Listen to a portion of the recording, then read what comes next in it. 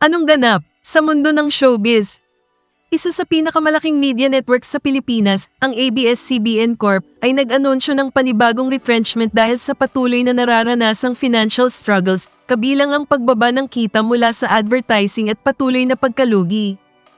Ipinatupad ng ABS-CBN Corp ang panibagong batch ng layoffs dahil sa mga kinakaharap na financial challenges. Ang retrenchment ay kasunod ng patuloy na pagbaba ng advertising revenues at mga pagkalugi na makikita sa kanilang balance sheet. Sa isang pahayag noong Miyerkules, kinumpirma ng ABS-CBN na magtatanggal ito ng humigit kumulang 100 empleyado, na katumbas ng 3% ng kabuoang workforce nila. Ayon sa kumpanya, isa itong mahirap na desisyon na ginawa bilang tugon sa patuloy na financial difficulties.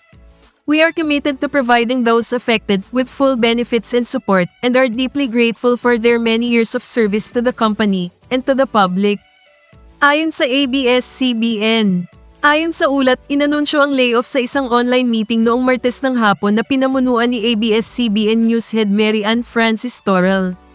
Ayon sa isang source, walang iba pang top management officials ang dumalo sa isang oras na meeting na iyon.